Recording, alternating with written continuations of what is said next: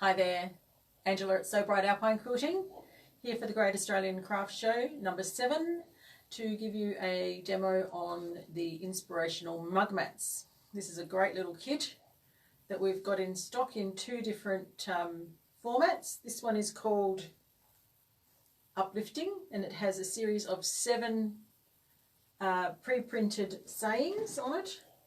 So little ones like this, very cute little sayings that we can make into a mug mat, as we've done here. And I'm using the Summer Dance fabrics from Beth Ann Janine for Dashwood. So there's some beautiful fabrics there, and we've also chucked in a little dip dot from Jason Yenter as well. So 7 fabrics to make 7 different little mug mats. I'm just going to run you through those today. But first I'll show you the other one, which is the Uplifting. Hope you can see, it might be a bit glary, but it's called Uplifting. So that one's got 7 uplifting, 7 Quilty Fun. That's the Uplifting. Oh, I've got them all around the wrong way. That's the Uplifting one. Here's the Quilty Fun one. So that's got 7 Quilty Fun inspirational quotes on there for you. And I've teamed that one up with some gorgeous tulip pink homemade fabric. So there's 7 different ones there, so you can choose either the pink and orange stripe or the turquoise and purple stripe to go with those to make the 7. So how do we get started? Well, first of all, we've got to cut everything apart. So it comes already printed on the cotton with all the lines marked around it. So all we need to do is cut that out with our ruler and our rotary cutter, popping it on the line.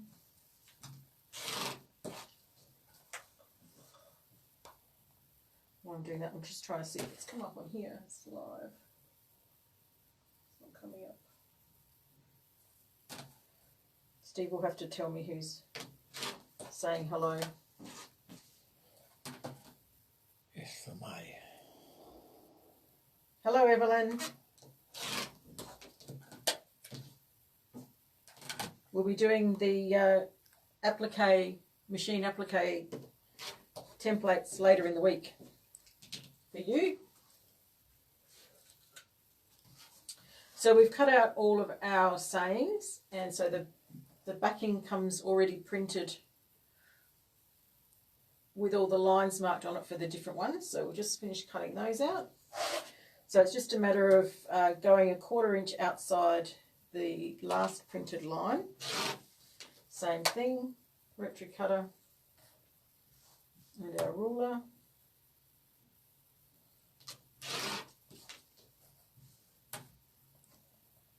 Nice and easy. Nice one.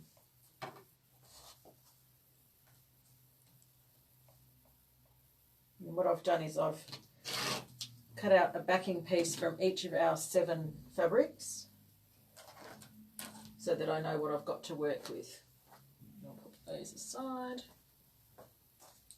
So here's all of our backing fabrics that we've got cut out, ready to go. And then we'll have all our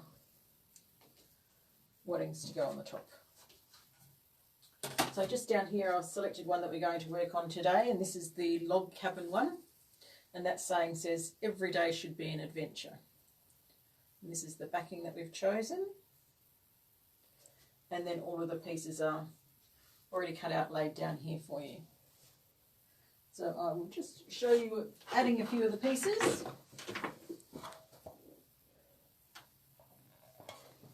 So we've got our machine with our walking foot on it, and we've got I'm using a mustard coloured thread just so that you can see it, and we're going to have our stitch length on about 3.5.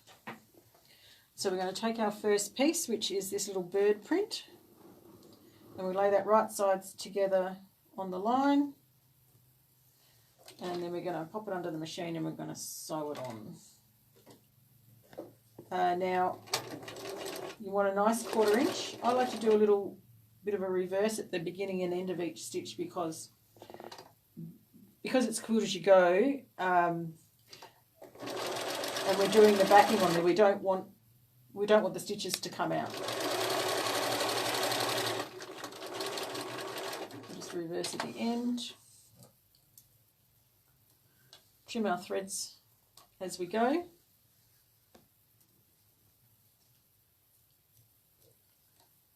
Put them in a little jar.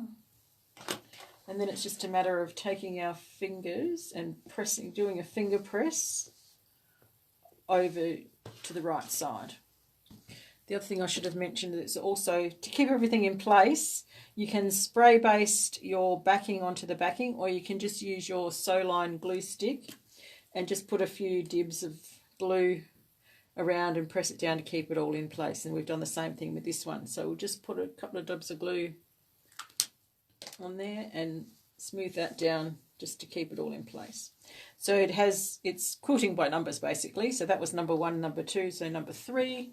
So we take number 3, pop it underneath on the line.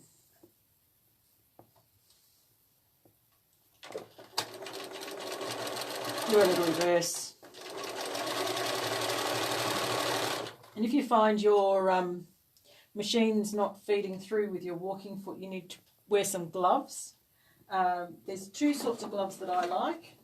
I like these Ansell High Flex gloves that you can get from the supermarket. They're a gardening glove. They've got a nice grippy surface on them. They're really good. But I've just started using these ones, which are actually compression gloves. They were a present from my mum because of my arthritis in these knuckles. So I sometimes use these ones as well, and I quite like these because you can still feel with your fingertips, but you can use your palm of your hand as a guide to help the machine along. Sometimes I wear one, sometimes I wear 2, just depends how the fabric's feeding through as to which one I use. Keep our threads nice and neat. I missed one. And again, flip it over, pop it in place, and then just flip it back. A couple of dobs of glue just to keep it in place so that we can add the next piece. And so then we'll just continue adding piece by piece by piece until the whole thing is covered. And then what we're going to do is, instead of adding a binding, because we've got extra, we're going to use the extra that we've got here as the binding. So I have one on the ironing board that I've already set up for you. If you'd like to come over here. So this is the one that I started yesterday, and you'll see that it has flying geese pieces. So what we have to do is we have to make those units before we add them on, because you can't add them quilt as you go. So you make these little units, and the easiest thing to do is to, when you've got your square, to pop your ruler on the diagonal and draw a line, pencil line with your Sew-Line pencil to create a line, and then you'll have your rectangle, and you'll sew on the line, and then you'll flip it up and iron it in place and trim the excess away. So there's 2 of the designs that have these half square triangles on the units, but it's still nice and easy. So to add our binding, we've got to fold it over and miter the corners as we go. So you can see that I've done the other 3 sides, and I've used my little wonder clips to keep everything in place. And I also like to glue as we go along. So the first thing we need to do is to make our mitered corner. So we take a bit of our Roxanne glue and just put it a bit there. And it just holds it in place. A little bit under that one. And of course we didn't put the iron on, but that's all right. You just zap it with the iron.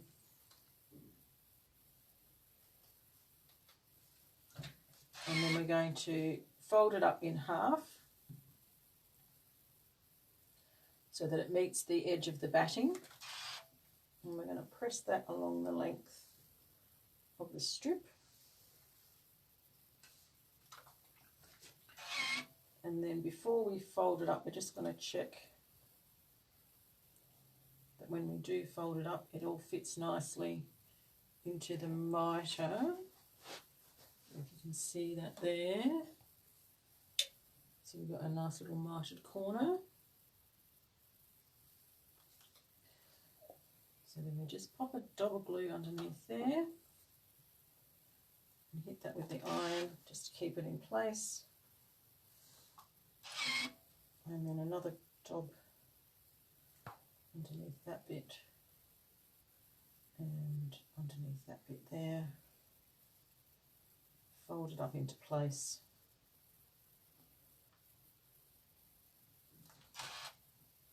And give it a little press, making sure you don't burn your fingers.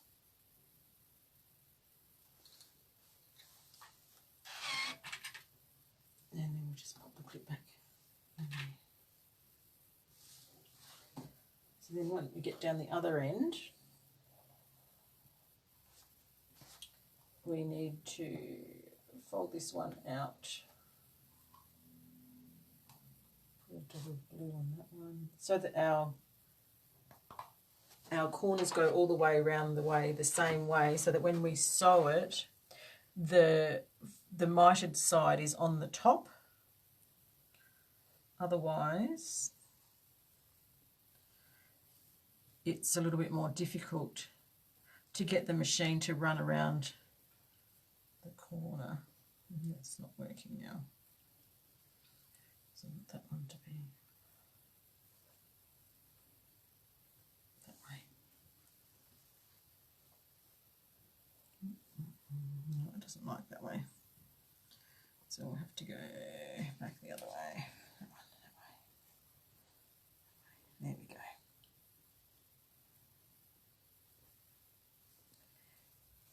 If it looks fiddly, that's because it is. There we go.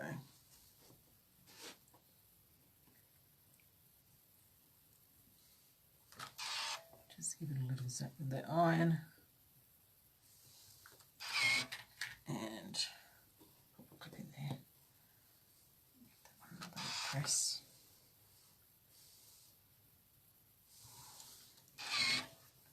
And then we can take that one back to the sewing machine.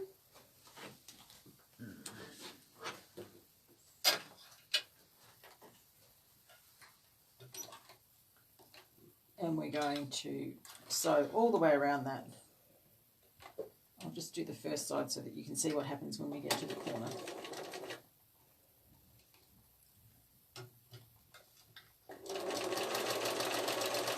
So I'm sewing just inside that folded edge as a top stitch.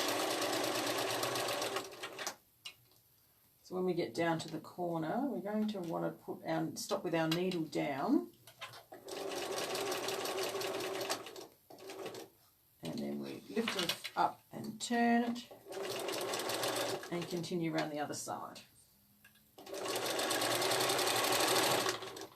And we'll do all the way around and then it's done. If you've got any questions about this little tutorial, you can post them in the comments after the video. Otherwise, give us a call, or you can shop for them online at www.sewbright.com.au, or if you want to see the rest of our products for the Great Australian Craft Show, you can go in through craftalive.com.au. Tomorrow morning we'll be doing a little demo. Even though the shop's closed, we'll still come in and do our demos. We're going to show you some quick and easy Christmas projects and some of the new fabrics and patterns that have arrived since we've been back from our holiday. And then in the afternoon I'm going to show you some English paper piecing stars and the project that I'm working on with this fabric. So I look forward to seeing you then. Thanks for watching. See you later.